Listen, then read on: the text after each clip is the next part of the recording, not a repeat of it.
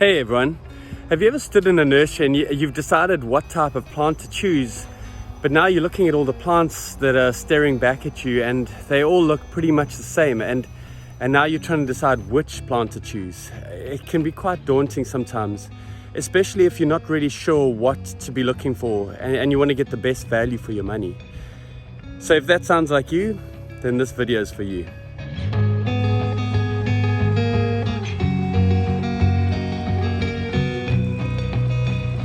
The first thing to look for, and it's probably the most obvious, is do the plants look healthy? Are the leaves nice and green and full? Are there any yellow leaves or discolored leaves or even holes in the leaves?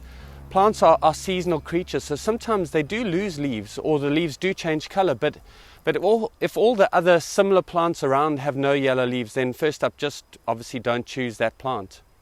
If there are any yellow leaves or discoloration or even holes, then look underneath the leaves for any signs of insects. The main culprits are insects like scale or mealybug and red spider mite. And these are usually signs that the plant is not healthy and probably really struggling. If you see holes in the leaves, this is not usually such a big deal because it's the kind of damage that's normally short-lived. It's usually caused by snails or caterpillars or similar sort of opportunistic bugs. And snails and slugs, they're usually hiding in the plant bag, and you can just pull them off when you lift the plant.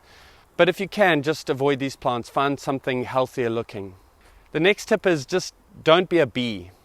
Bees, they just can't resist flowering plants. But seriously, you've got to resist. Nurseries will often sell what are called color bags. These are often annuals, they're eye-catching, but they're short-lived, which is fine if that's specifically what you're looking for. And don't get me wrong, flowering plants are great, but remember that many plants will only flower for a short while. So if you're wanting flowering plants as soon as possible, look amongst the flowering plants for the ones that are still in bud. Otherwise, this leads me on to my next tip.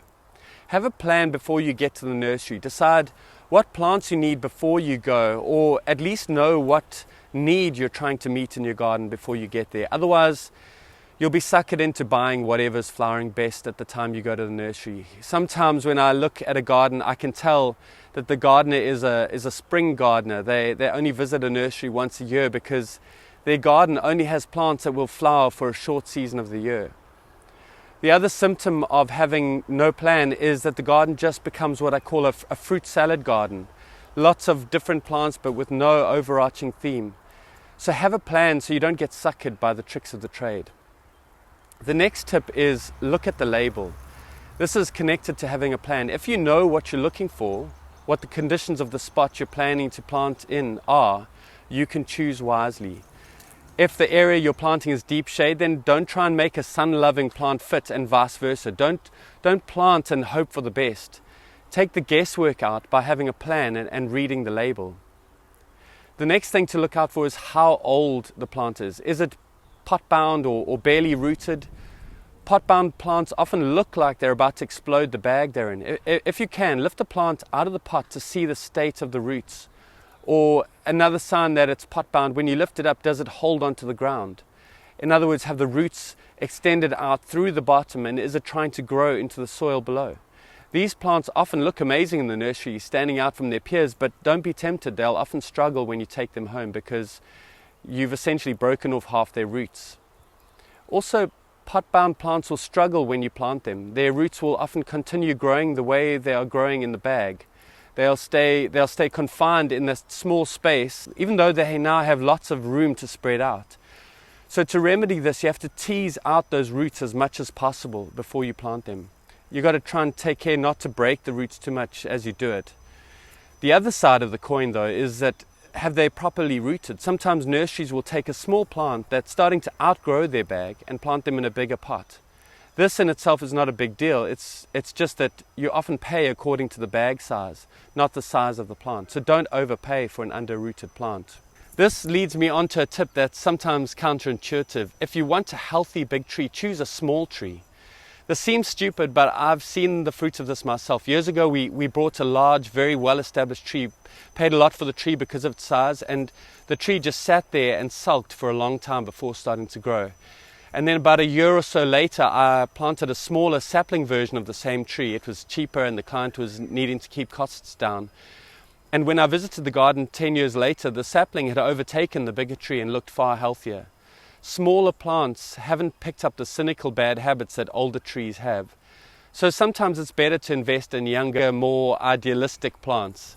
Watch out for weeds in the bag. Some weeds are not a big deal, but sometimes you can be introducing a horrible pest into your garden. This is not always easy to spot, but if you see weeds like chickweed or clover in the bag, avoid that plant. Nurseries will often weed by breaking off whatever is visible, but leave the roots behind. When it's planted out, the weeds will then just thrive in the new environment, trying to outcompete your newly planted plant. Locally grown plants are better. I've sometimes used plants that have been grown outside of our geographic area and they've struggled.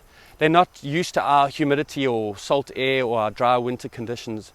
This can get tricky because some of the suppliers from other regions have bigger, slicker production systems and the plants look superior to those that are locally grown. But the thing is that these will often struggle. And I mean, this isn't always the case, but if you can help it, try and buy plants that are locally grown. And my last tip is a sneaky one. Look amongst the plants. Some nurseries will have different suppliers with different prices. So if you search amongst the same plants, you can sometimes pick up some really good deals. It's definitely worth keeping an eye out for those little sneaky bargains. So if you're enjoying these videos, please consider subscribing and press the like button. That way YouTube knows to recommend the video to other people just like you. Otherwise, thanks for watching and happy gardening.